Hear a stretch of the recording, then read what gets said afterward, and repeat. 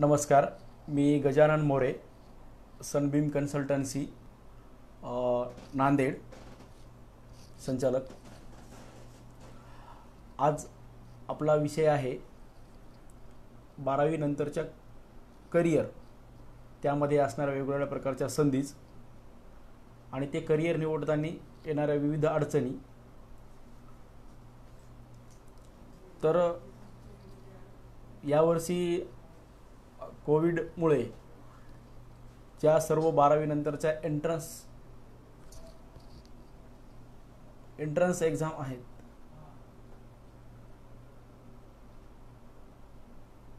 Yes sir, yes,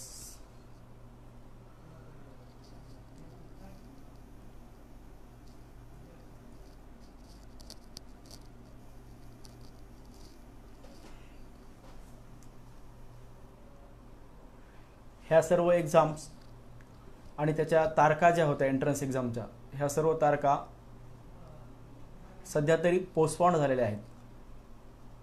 आजच दुपारी CETच्या तारखासुद्धा बदलण्यात आलेल्या आहे, असं शिक्षण मंत्री उदय सामंत यांनी डिक्लेअर केलं. नीट आणि JEEच्या पण तारखा डिक्लेअर झालेल्या आहेत. तर आपला विषय आहे की 12वी नंतरच्या वेगवेगळ्या क्षेत्रामधल्या संधी. तर आपण 12वी नंतर समजा जे कला शाखेचे विद्यार्थी आहेत, वाणिज्य शाखेचे विद्यार्थी आहेत किंवा विज्ञान शाखेचे विद्यार्थी आहेत, ह्यांना वेगवेगळ्या क्षेत्रामध्ये खूप साऱ्या संधीज असतात. तर आम्ही ग्रामीण भागातल्या विद्यार्थ्यांना त्यांनी 12वी नंतर नेमकं काय केलं पाहिजे. विद्यार्थी आणि पालक हे दोन्ही पण संभ्रमावस्थेत असतात. आणि मग ज्यावेळेस पॅरेंट्स येतात किंवा पालक येतात विद्यार्थ्याला घेऊन आमच्याकडे, त्यावेळेस आम्ही त्यांना विद्यार्थ्यांचं मनोगत, पालकाचं मनोगत ऐकून विद्यार्थ्यांना आवड कशामध्ये आहे, पालकाची काय नेमकी अपेक्षा आहे, आपल्या पाल्यानं कुठं गेलं पाहिजे. खूप साऱ्या पालकांच्या अपेक्षा असतात, परंतु विद्यार्थी हे त्या अपेक्षेला प्रत्येक पालकाच्या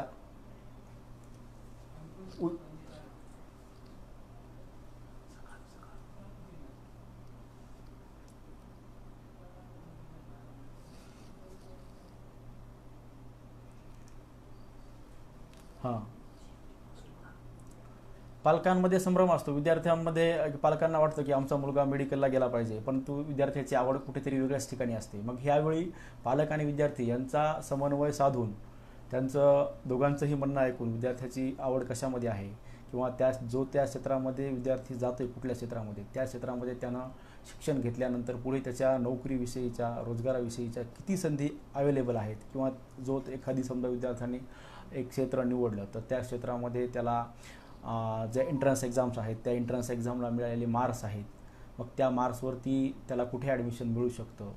ह्या सगळ्या समस्या ह्या पालकांमध्ये आणि विद्यार्थ्यांमध्ये यांचे बरेचसे असे प्रश्न असतात की ह्या प्रश्नांचे उत्तरं ते शोधत असतात. आणि मग त्यांना योग्य मार्गदर्शन मिळणं हे महत्त्वाचं आहे. तर हे जे मार्गदर्शन देण्याचं काम आहे, तर हे मार्गदर्शन देण्याचं काम हे आम्ही मागील 10 वर्षापासून सनबीम कन्सल्टन्सीच्या माध्यमातून करत असतो. वेगवेगळे सेमिनार घेणे, प्रत्येक म्हणजे बऱ्याचशा काही ग्रामीण भागातील कॉलेजला, क्लासेसला जाऊन तिथं विद्यार्थ्यांना कुठल्या एंट्रन्स एक्झाम दिल्या पाहिजे, तुम्हाला कुठल्या क्षेत्रात करिअर करायचं आहे, आणि मग तुम्ही त्या क्षेत्रामध्ये करिअर करण्यासाठी तुम्हाला कुठल्या एंट्रन्स दिल्या पाहिजे, अभ्यास कसा केला पाहिजे, आणि मग तुम्हाला मार्क्स मिळाल्यानंतर तुम्ही त्याची प्रवेश प्रक्रिया कशी केली पाहिजे. प्रवेश प्रक्रियेमध्ये समजा तुम्ही फर्स्ट प्रिफरन्स कशाला दिला पाहिजे तुम्ही करिअर निवडताना सुद्धा, आणि मग तो सेकंड प्रिफरन्स कशामध्ये कसा दिला पाहिजे. समजा जर तुम्हाला फर्स्ट ऑप्शन नाही मिळाला तर सेकंड ऑप्शन्स तुम्ही काय ठेवला पाहिजे, कसा ठेवला पाहिजे. ह्या सगळ्या गोष्टीचं त्याच्यामध्ये आम्ही काउन्सिलिंग करत असतो विद्यार्थ्यांना. आणि याच्यामध्ये आत्ता कोणाचे काही प्रश्न असतील विद्यार्थी मित्रांचे किंवा पालकांचे, तर तुम्ही खाली कमेंट्स बॉक्समध्ये प्रश्नसुद्धा विचारू शकता.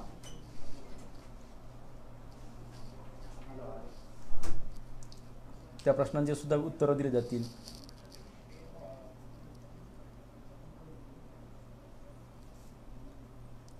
सायन्समधल्या ज्या अपॉर्च्युनिटीज आहेत, फॉर एक्झाम्पल आपण असं गृहीत धरूयात की आता जास्त जो कल आहे लोकांचा तो मेडिकलकडे कल आहे, तर मेडिकलमध्ये मग MBBS असेल, BDS असेल, BMS असेल किंवा BHMS असेल, मग यांची प्रवेश प्रक्रिया कशी होते, ह्यांच्यासाठी डॉक्युमेंटेशन काय लागतं, डॉक्युमेंट्सची कशी. बरेचशा लोकांचं विद्यार्थ्यांचं असं पण नुकसान होतं की मार्क्स पण चांगले आहेत पण त्यांना डॉक्युमेंटचं प्रिपरेशन नसतं त्यांच्याकडे. मग त्यांनी ते डॉक्युमेंट्स कुठले आपण ज्या कॅटेगरीमध्ये आहे त्या कॅटेगरीचे कुठले डॉक्युमेंट्स लागणार आहेत, किंवा तुम्हाला स्पेशल काही रिझर्वेशन घ्यायचं असेल, स्पेशल आरक्षण काही घ्यायचं असेल तुमच्याकडे, फॉर एक्झाम्पल हँडिकॅप आहे, हिली एरियाचा आहे, त्यासाठी काय डॉक्युमेंट्स लागणार आहेत, हे सगळे डॉक्युमेंटेशन आपण कसं तयार केलं पाहिजे याची सविस्तर माहिती आम्ही विद्यार्थ्यांना देत असतो. आणि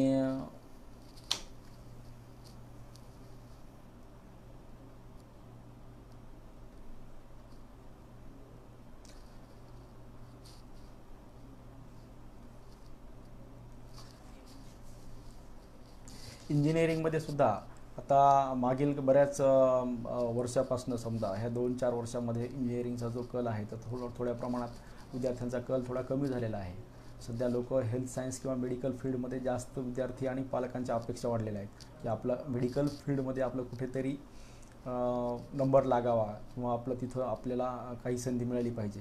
तर त्यासाठी समजा मग तुमचे मार्क्स जे आहेत त्या मार्क्सप्रमाणे तुम्हाला योग्य जर मार्गदर्शन नाही मिळालं, मार्क्स चांगले असूनसुद्धा कधी कधी असं होतं की मार्गदर्शन व्यवस्थित नाही मिळाल्यामुळे त्या लोकांच्या संधी जातात.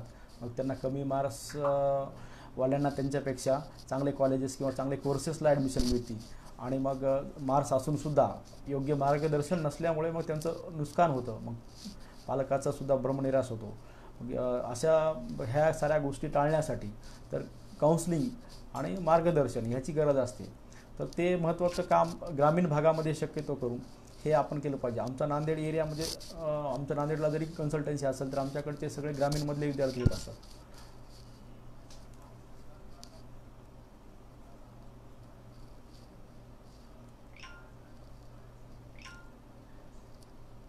आता यावर्षी कोविडमुळे सगळ्या ॲडमिशन्स प्रोसेस ज्या आहेत ह्या पण खूप लेट झालेल्या आहेत आणि आणखीन कधी होतील हे सुद्धा निश्चित नसल्यामुळे अगोदर एंट्रन्स एक्झाम होतील, त्यानंतर एंट्रन्स एक्झामनंतर त्याचे सर्व रिझल्ट आणि रिझल्टनंतर ह्या प्रोसेसच्या ॲडमिशन प्रोसेसच्या सगळ्या डेट डिक्लेअर होतील आणि त्या डेट डिक्लेअर झाल्यानंतर त्याची प्रोसेस चालू होईल.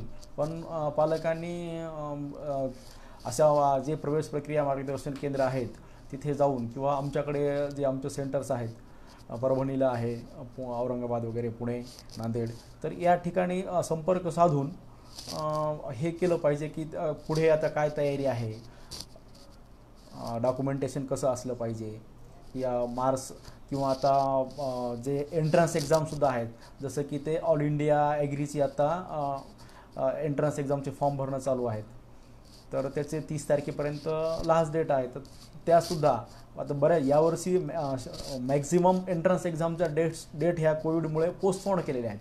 तर ह्या सगळ्या संधीचा विद्यार्थ्यांनी फायदा घेतला पाहिजे. ज्यांनी फॉर्म वगैरे नाहीत भरले त्यांनी ते भरले पाहिजेत.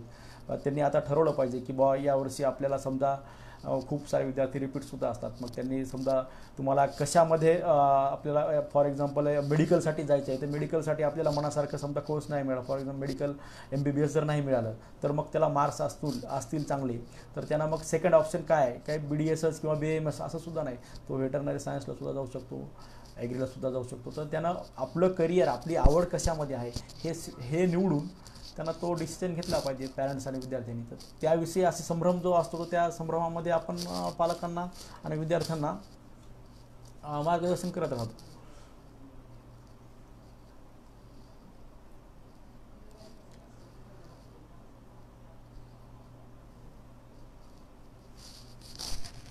हां, नमस्कार काळे सर.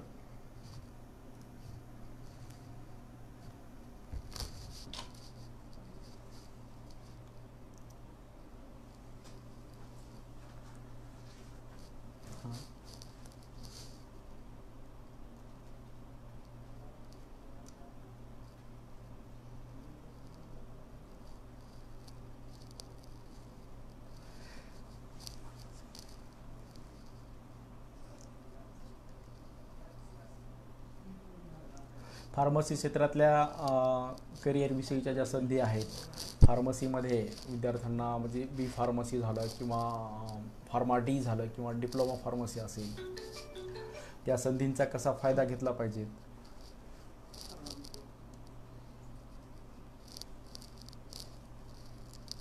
ॲग्रीमध्ये बऱ्याचशा संधी आहेत. व्हेटरनरी आहे, डेअरी टेक्नॉलॉजी आहे.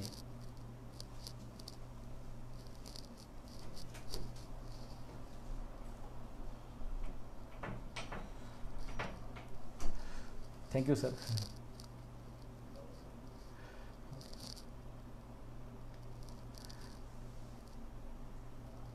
पालकांनी हे जे काउन्सिलिंग सेंटर्स आहेत ह्यांचा म्हणजे उपयोग करून घ्यावा जास्तीत जास्त, अशी आमची अपेक्षा असते. आम्ही नेहमी फ्री सेमिनारसुद्धा ठेवत असतो.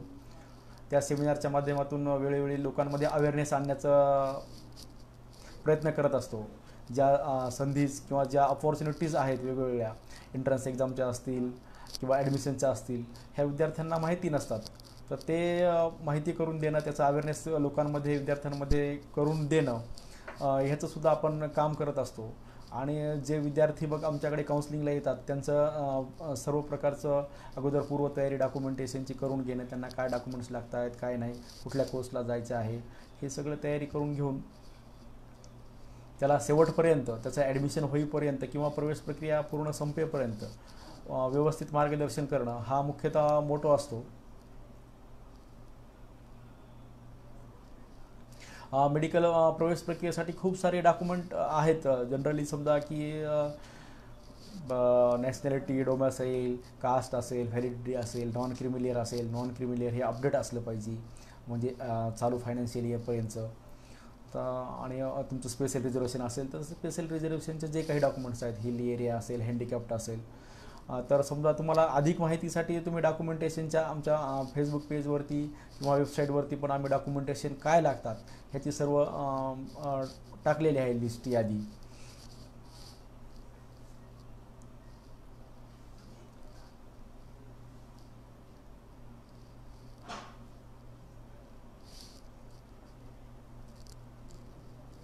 हां,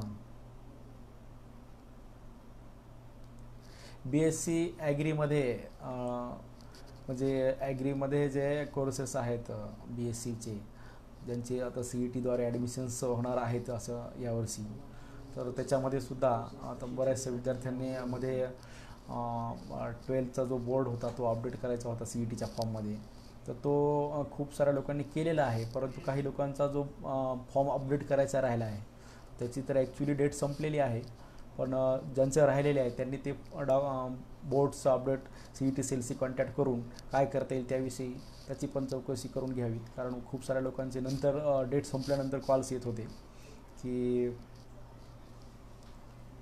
आम्ही बोर्ड अपडेट केला नाही, आमचं कसं होईल. तसं CETने नोटीस पण टाकलेली आहे त्याविषयीची, ती नोटीस पण एकदा वाचून घ्यावी. हां, यावर्षी कोविड-19मुळे नक्कीच ॲडमिशन प्रोसेस ही थोडी लेट असणार आहे. आणि शासनानं सुद्धा डिक्लेअर केलेलं आहे की जे ॲकॅडमिक इयर आहे हे सप्टेंबरपासून चालू होईल ॲक्च्युअलीमध्ये. तर त्यामुळे जी जनरली जून आणि जुलैमध्ये जी ॲडमिशन प्रोसेस कंप्लीट होत होती, ही सर्व प्रोसेस 2 महिन्यासाठी पुढे समजा जाऊ शकते किंवा मे बी त्या आता पुढच्या याच्यावरती आहे अवलंबून. पुन्हा आणखीन पण त्याच्यामध्ये टाईम एक्सपांड होऊ शकतो, वाढू शकतो.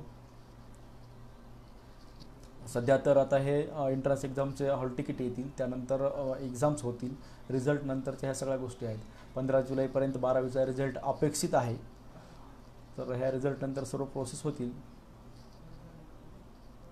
मेडिकलच्या प्रवेश प्रक्रियेबाबत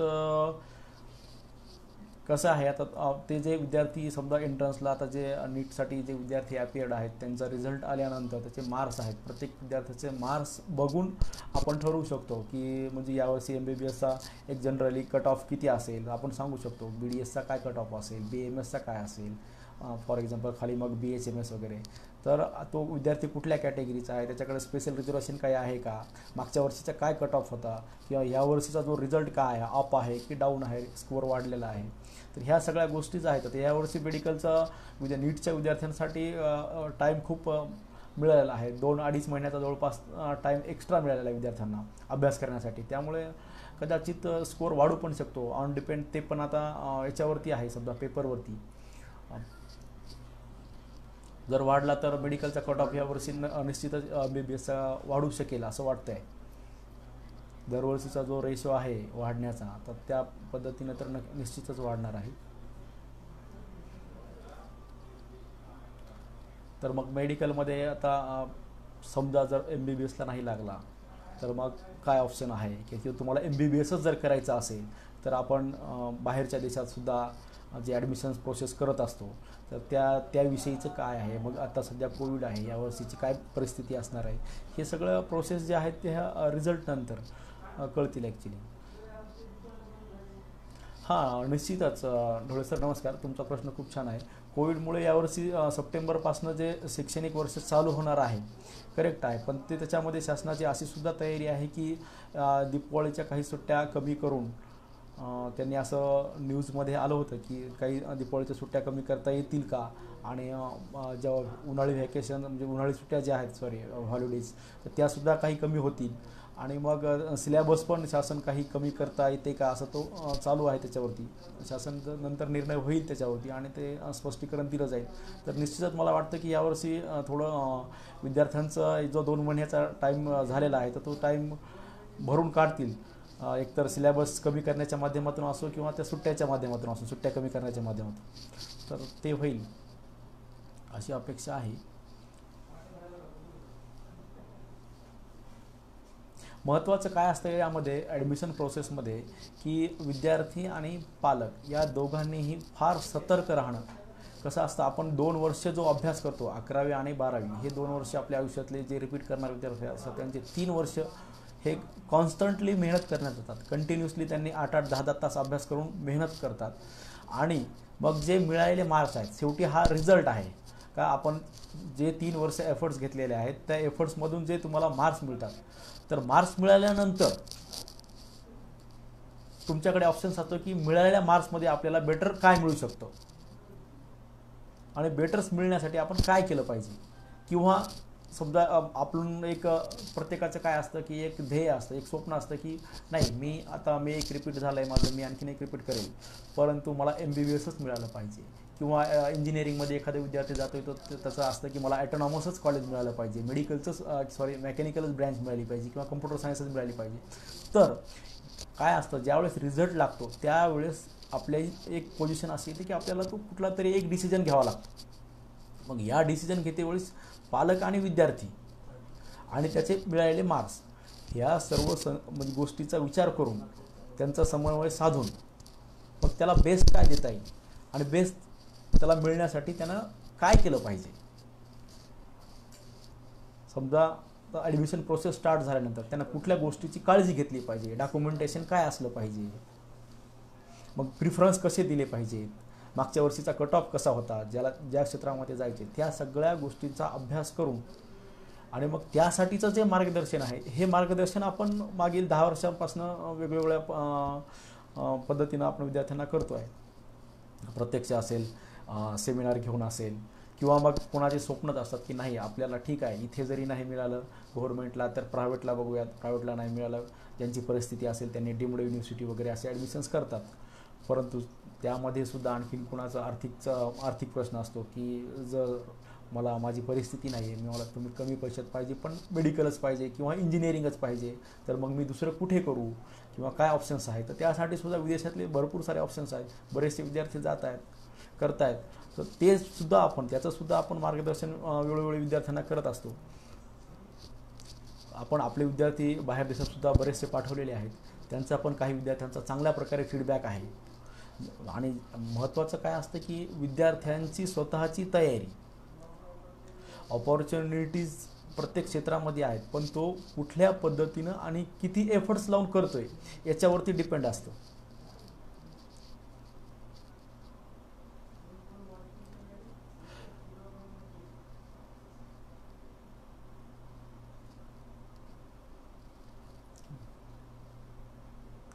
हां,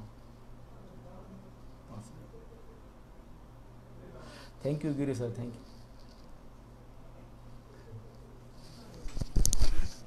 हं.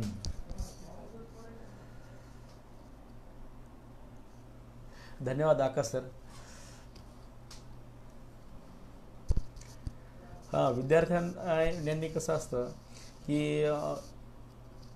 जे ॲडमिशन प्रोसेस असते, तर ॲडमिशन प्रोसेसमध्ये असा गोंधळ विद्यार्थ्यांचा बऱ्याचदा होतो की त्यांना वेगवेगळ्या क्षेत्रात संधी असतात. फॉर एक्झाम्पल, जे admission process at a time same time ज्या प्रोसेस सुरू असतात, व्हेटरनरी असेल किंवा मेडिकल असेल किंवा ॲग्री असेल, तर मग अशा वेळी फर्स्ट राऊंडमध्ये त्या विद्यार्थ्यांचा नंबर लागला जातो की व्हेटरनरीला त्या विद्यार्थ्याचा नंबर लागलेला आहे, परंतु त्याला नाही, त्याला मेडिकलसाठी लास्ट राऊंडपर्यंत थांबायचं आहे. मग त्यावेळी त्यानं प्रिफरन्स कसे दिले पाहिजे किंवा त्याला काय ऑप्शन्स आहे, त्याला लास्ट राऊंडपर्यंत थांबण्यासाठी त्यानं काय केलं पाहिजे, ह्या वेगवेगळ्या याच्यामध्ये आपण वेळोवेळी त्या स्टेप्समध्ये त्याला ते मार्गदर्शन करत असतो, जेणेकरून त्याचं कुठल्याही प्रकारचं शैक्षणिक नुकसान होणार नाही आणि त्याचं जे एम आहे, त्याचं जे गोल आहे, तिथपर्यंत आपण त्याला कसं पोहोचवू शकू, हे पण आपण नेहमी काळजी घेत असतो विद्यार्थ्यांविषयी.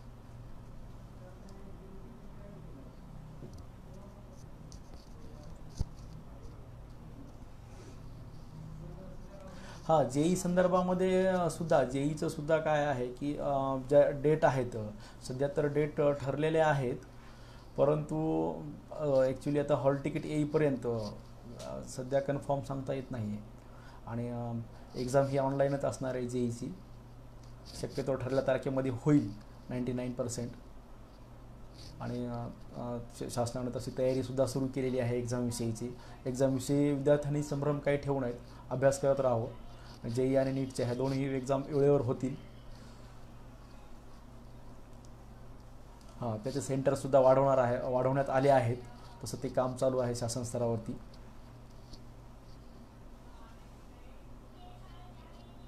नाही, सनबीम एज्युकेशन कन्सल्टन्सी आम्ही म्हणजे जेव्हापासून आम्ही या क्षेत्रात आहे, जेव्हापासून हे मार्गदर्शन करतो आहे विद्यार्थ्यांना, तर ज्यावेळेस विद्यार्थी येतात आणि की काही आता जे फर्स्ट अटेम्प्टवाले विद्यार्थी असतात, मेडिकलचे असो, इंजिनिअरिंगचे सुद्धा असो, किंवा अदर कुठल्याही फार्मसी असतील किंवा ॲग्री असेल, तर ह्याच्या ज्या ॲडमिशन प्रोसेस आहेत, याच्या वेगवेगळ्या प्रोसेस होतात. फर्स्ट राऊंड होतो, सेकंड राऊंड होतो, थर्ड राऊंड होतो, मग इन्स्टिट्युशनल राऊंड होतो, स्पॉट राऊंड होतो.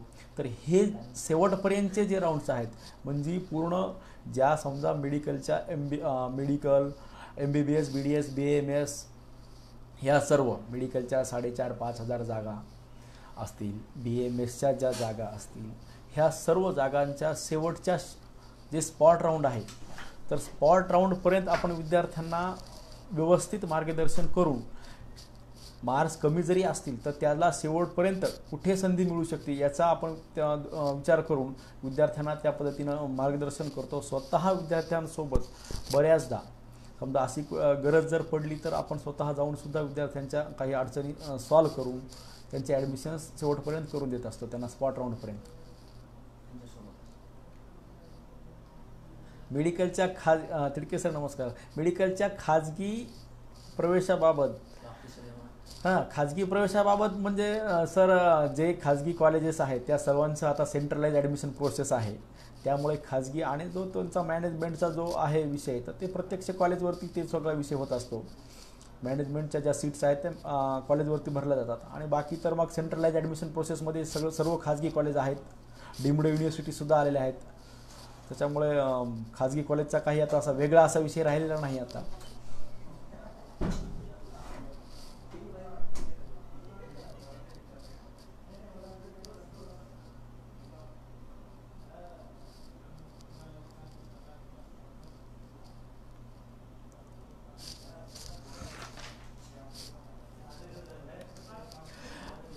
यावर्षीच्या एंट्रन्स एक्झाम ज्या आहेत सगळ्याच, हॉटेल मॅनेजमेंट असतील किंवा लॉ CET असेल, BEd CET असेल, ह्या सगळ्या एंट्रन्स एक्झाम्स ज्या आहेत, ह्याच्या डेट्स ज्या आहेत,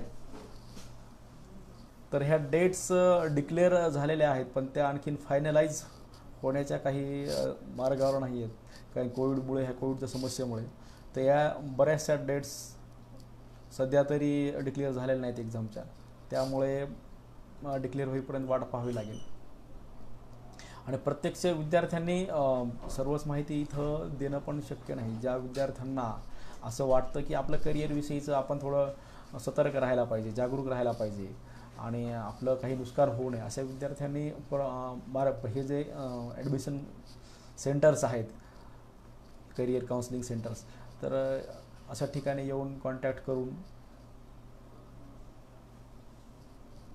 हां, आता हा पण विषय आहे, थँक्यू सर, की जे विद्यार्थी आहेत आता की ग्रामीण भागातले, तर यावर्षीच्या ॲडमिशन प्रोसेसमध्ये त्यांचा नेमका कल कुणीकडे राहू शकतो.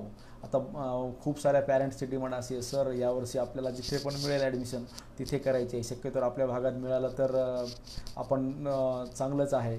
कारण आता पुणे आणि मुंबई अशा मोठ्या शहरांमध्ये थोडं भीतीचं वातावरण सध्या पालकांमध्ये आणि विद्यार्थ्यांमध्ये सुद्धा आहे की आपण जाऊ नये जास्त दूर.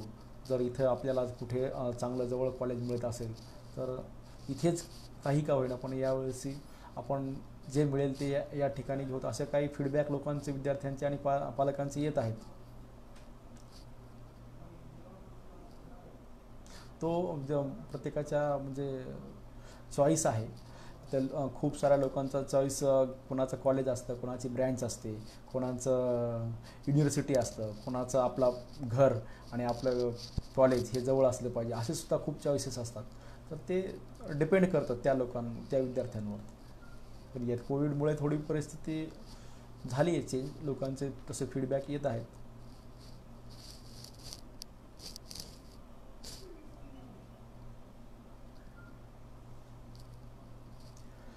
15 जुलैला 12वीचा निकाल अपेक्षित आहे. निकाल लागल्यानंतर ॲडमिशन प्रोसेस ही सुरू होते. त्याविषयीचं हां सर, फार्मसी कदम सर नमस्कार. फार्मसी क्षेत्रामध्ये जॉब खूप सारे जॉब आहेत सर. मुळामध्ये फार्मसी 12वी सायन्स नंतर एक तर डिप्लोमा फार्मसीचे सुद्धा तुमच्याकडे ऑप्शन्स असतं. त्यांचे थेअरीचं पर्सेंटेज ज्या विद्यार्थ्यांचं चांगलं आहे त्यांना डिप्लोमा फार्मसीसुद्धा करता येतं. किंवा मग ज्यांनी CETचे फॉर्म भरलेले आहेत त्यांना बी फार्मसी किंवा फार्मा डी जो आहे, इंटिग्रेटेड PhD इक्वलंट तो कोर्स आहे जो 6 वर्षाचा फार्मा डी विषयी जास्त अवेअरनेस लोकांमध्ये आणखी तेवढं नाही आहे. बऱ्याचशा ग्रामीण भागात कन्फ्यूज असतात लोक की फार्मा डी आणि डी फार्मसी सेमच आहे का. तर फार्मा डी हा 6 वर्षाचा कोर्स आहे, इक्वलंट टू तो PG लेवल आहे, डॉक्टरेट आहे तो डायरेक्ट. तर त्यामध्ये फार्मसी क्षेत्रामध्ये म्हणजे फार्मा ही खूप मोठी इंडस्ट्री आहे देशात आणि परदेशात. तर ह्या क्षेत्रामध्ये खूप चांगल्या प्रकारे करिअर करू शकतात विद्यार्थी. आता त्याच्यामध्ये त्याची आवड आणि त्याचा तो म्हणजे त्याला काय डिप्लोमा करायचा आहे, डिग्री करायची आहे का किंवा PG करायची आहे, त्याच्यामध्ये डॉक्टरेट करायची आहे, त्याला कुठल्या क्षेत्रात, त्याच्यामध्ये सायंटिस्ट खूप ऑपॉर्च्युनिटी आहे त्यांच्यासाठी. म्हणजे फार्मसीमध्ये एक खूप मोठं क्षेत्र आहे, जसं की इंजिनिअरिंग आहे किंवा मेडिकल इक्वलंटसुद्धा याच्यामध्ये फार्मसी झालं. आणि त्याच्यामध्ये नवीन आणखी जर म्हटलं तर हेल्थ सायन्सेसमध्ये सुद्धा खूप सारे टेक्निकलसुद्धा कोर्सेस आहेत. तर वेगवेगळे त्या टेक्निकल कोर्सेसमध्ये सुद्धा आपण ॲडमिशन्स मिळवू शकतो. म्हणजे जर आपल्याला तिथे करायचे असेल तर आता BSc जे आहे, आपण BSc झाल्यानंतर आता काही लोकांचं कसं असतं, आपण डिप्लोमा जे करतो DMLTचा वगैरे, तर त्याच्यामध्ये तर BScवरती सुद्धा BScचे जे डिग्री कोर्सेस आहेत यामध्ये सुद्धा खूप साऱ्या संधीज आहेत विद्यार्थ्यांना वेगवेगळ्या, त्याचे कॉलेजेस वगैरे. तर याचीसुद्धा आपण वेळोवेळी विद्यार्थ्यांना माहिती देत असतो. त्याचं जे क्षेत्र त्यांना जे निवडलेलं आहे त्या क्षेत्रामध्ये त्याला कुठपर्यंत संधी आहेत आणि कोणत्या संधी, ह्या सर्व संधीचं त्याचं त्यांना सांगत असतं. यावर्षी शासनानं जे एक ॲप पण काढलेला आहे,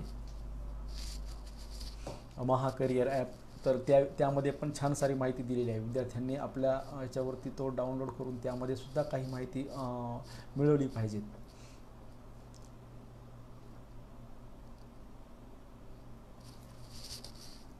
सॉरी श्री सरांचा काय प्रश्न आहे यावर्षी किंवा MST CET एंट्रन्स पैकी कोणती कॅन्सल होईल. शक्यता आहे. सर श्रीजित सर, नाही असं आणखी तर काही शासनाकडनं कुठलीही एक्झाम कॅन्सल करण्याबाबत कुठलंही स्पष्टीकरण दिलेलं नाही किंवा तसं कुठलं सुतोवाचसुद्धा नाही. त्यामुळे एंट्रन्स एक्झाम कॅन्सल होतील हे असं वाटत नाही मला. 99.9% एंट्रन्स एक्झाम कुठलीही कॅन्सल होणार नाही. तसं काही नोटिफिकेशन आलं तर आम्ही ते विद्यार्थ्यांना वेळोवेळी कळवत असतो आणि कळवू तसं काही आलंच तर. पण विद्यार्थ्यांनी असं कुठल्याही संभ्रमावस्थेत राहू नये की एक्झाम कुठली कॅन्सल होईल. आपला अभ्यास हा कंटिन्यू चालू ठेवावा.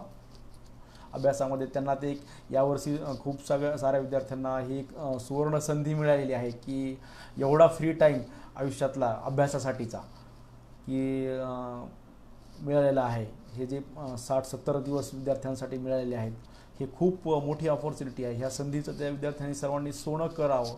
जे विद्यार्थी तयारी करता आहेत मागील 2-3 वर्षापासून, तर त्यांनी ह्या संधीचं सोनं करून घ्यावं. सर्व एंट्रन्स एक्झामची पूर्ण तयारी करावी. परीक्षा झाल्यानंतर जे रिझल्ट्स येतील त्या रिझल्ट्सप्रमाणे त्याचं जे पुढील ॲडमिशन प्रक्रिया आहे ते आपण करूयात.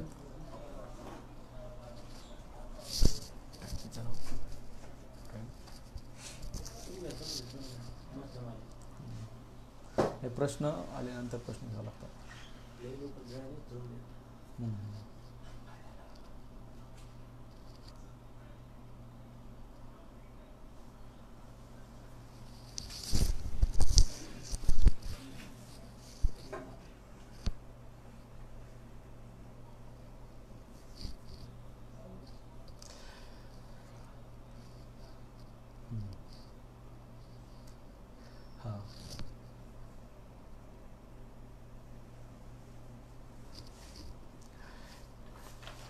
हां, करिअर निवडताना आर्ट्स, सायन्स किंवा कॉमर्स, मॅक्झिमम विद्यार्थी सायन्सचे येतात आमच्याकडे, पण आर्ट्स आणि कॉमर्सच्या विद्यार्थ्यांचा कल तेवढ्या प्रमाणात नाही आहे. तर माझ्या म्हणजे या फेसबुक लाईव्हच्या साम आणि सकाळच्या माध्यमातून एवढंच विद्यार्थ्यांना आव्हान राहील की ह्या ज्या करिअर काउन्सिलिंग सेंटर्स आहेत किंवा हे प्रवेश प्रक्रिया मार्गदर्शन जे केंद्र आहेत, याचा आर्ट्स आणि कॉमर्सच्या विद्यार्थ्यांनी सुद्धा फायदा घ्यावा. त्याच्यामध्ये सुद्धा खूप साऱ्या संधी आहेत. ते सुद्धा विद्यार्थी आपल्यापर्यंत येत नाही आहेत. त्यांना त्या संधी ची पूर्ण माहिती मिळत नाही. तर त्यांनी येऊन त्या संधी त्यांच्या क्षेत्रामध्ये आर्ट्स आणि कॉमर्समध्ये जी कुठल्या कुठल्या संधीज आहेत, कुठल्या कुठल्या ऑपॉर्च्युनिटीज आहेत, त्यांनी त्याच्यामध्ये काय केलं पाहिजे 12वी नंतर. तर ह्या सगळ्या संधीचा आपण त्यांना मार्गदर्शन करत असतो. त्यांनी तो फायदा घेतला पाहिजे. त्यांची आर्ट्स आणि कॉमर्सच्या विद्यार्थ्यांची संख्या फार कमी असते. सायन्सचे विद्यार्थी खूप साऱ्या प्रमाणात येत असतात. आणि कसं सध्या मागील काही वर्षापासून मेडिकलचं क्रेज खूप असल्यामुळे खूप सारे लोक हे फर्स्ट प्रिफरन्स मेडिकल आहे त्यांचा, आणि मग त्यावेळी ते रिपीट करून 1-2 वेळा, मग नाही त्यांचं टार्गेट अचीव झालं तर मग ते गोंधळात पडतात. मग त्यावेळी मग काय करायचं परत, असं पण खूप साऱ्या समस्या असतात लोकांच्या. तो फोकस आपला मार्क्स मिळाल्यानंतर आपण आपला फोकस क्लिअर केला पाहिजे आणि त्या पद्धतीनं कुठल्या कोर्सेसला आपण ॲट ए टाईम समजा कुठली एक प्रोसेस आपल्याला अटेंड करायची आहे, 2 करायचे आहेत किंवा 3 वेगवेगळ्या क्षेत्रातल्या, तर त्या प्रोसेस आपण अटेंड केल्या पाहिजे तशा पद्धतीने. मग ज्या वेळेस आपण त्या प्रोसेस अटेंड करत असतो तर त्याविषयी, तर त्या प्रोसेस सेम टाईम कशा चालणार किंवा मागे पुढे कोणत्या, समजा ही फर्स्ट नाही मिळाली तर सेकंड,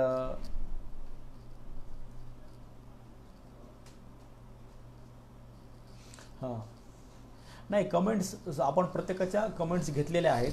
ज्यांना कुणाचा काही प्रश्न असेल तर त्यांनी कृपया बोलावं, प्रश्न विचारावा इनबॉक्समध्ये. आपण त्यांना त्याच्याविषयी सुद्धा थोडंसं बोलूया.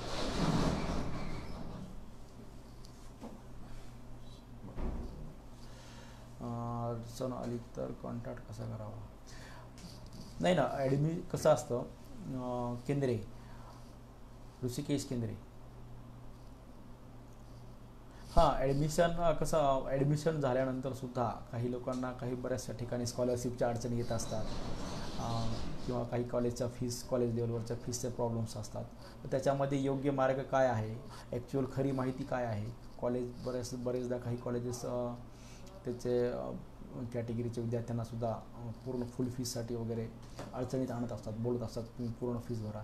तर त्याविषयीचे थोड्या काही ज्या लिगल गोष्टी आहेत किंवा पूर्ण प्रोसेस काय असते त्याची, कशा पद्धतीनं आपण पुढे कॉलेजशी कॉन्टॅक्ट केला पाहिजे किंवा त्याचं प्रोसेस काय केलं पाहिजे, ते आपण अडचणी आपण विद्यार्थ्यांच्या वेळोवेळी सांगत असतो.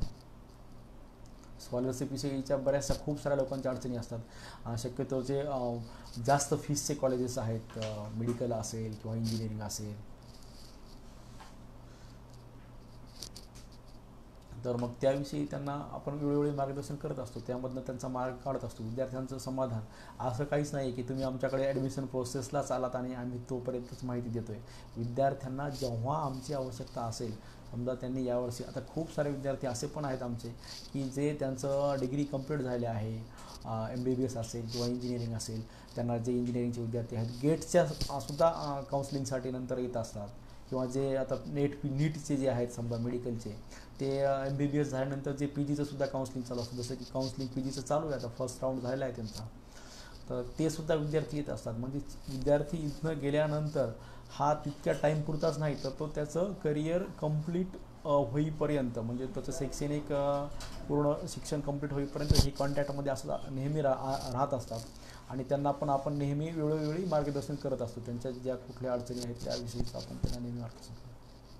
आम्हाला विद्यार्थ्यांचा फीडबॅक पण तसा येत असतो की सर तुम्ही होते किंवा तुमच्या कन्सल्टन्सीकडून आम्ही जे मार्गदर्शन घेतलं किंवा तुम्ही जे आम्हाला शेवटपर्यंत मार्गदर्शन केलं त्यामुळं आम्ही आज इथपर्यंत पोहोचू शकलो, किंवा माझ्यासोबतचे जे माझा मित्र होता किंवा कलिग्स होता तर त्याचेसुद्धा मार्क्स चांगले होते, पण त्यानं स्वतः काउन्सिलिंग केला होता किंवा त्याला व्यवस्थित माहिती मिळाली नाही, त्यामुळे त्याचं नुकसानसुद्धा झालेलं आहे. म्हणजे असं पण काही फीडबॅक येत असतात. त्यामुळे शक्यतो सर्व विद्यार्थ्यांनी आणि पालकांनी आपल्या जे कसं असतं, शेवटी आपण जे 3 वर्ष स्ट्रगल केल्यानंतर एक्झाम होत असते, एक्झाम झाल्यानंतर जे मार्क्स आल्यानंतर फक्त एकच ऑप्शन आहे आपल्याकडे की आपण करिअर निवडताना कम्प्लिटली काळजी घेतली पाहिजे.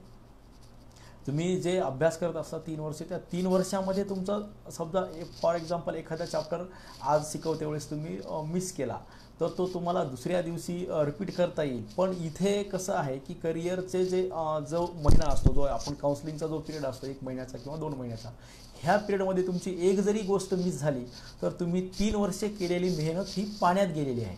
त्यामुळे इथं तुम्हाला नो एक्सक्यूज, कुठलाही तुम्हाला चूक होऊ द्यायला जमत नाही. त्यामुळे हा जो महिना 2 महिन्याचा टाईम पिरियड असतो हा कम्प्लिटली तुम्ही फुल फोकस विद्यार्थी आणि पालक यांनी दिला पाहिजे. आणि तेवढ्या जबाबदारीनं याची आम्हीसुद्धा काळजी घेत असतो. आणि त्याचमुळे विद्यार्थ्यांचं जे समाधान आहे जे होतं, आणि ते समाधान झाल्यानंतर जो आनंद त्यांच्या चेहऱ्यावर दिसतो, तर तेव्हा आम्हालासुद्धा वाटतं की हां आपण काहीतरी करतोय किंवा आपण जे केले त्याच्यामध्ये विद्यार्थी समाधानी आहेत.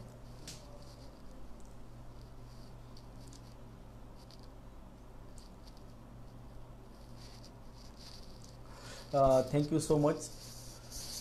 जरी कुणाचे यानंतरही काही प्रश्न असतील तर त्यांनी प्रत्यक्ष आपल्या कन्सल्टन्सीला ऑफिसला भेटू शकता, किंवा या व्हिडिओच्या कमेंट्स बॉक्समध्ये तुम्ही काही प्रश्न असतील तर ते प्रश्न देऊ शकता. त्याचं ते तुम्हाला उत्तर दिलं जाईल. आणि आपलं ऑफिस जे आहे तर नांदेड येथे श्रीनगरला आहे. आणि मी कॉन्टॅक्ट नंबर देतो काही लोकांना जर आवश्यकता पडलीच असेल तर. माझा 9028 99 90 19 9028 999 019. Thank you so much. धन्यवाद.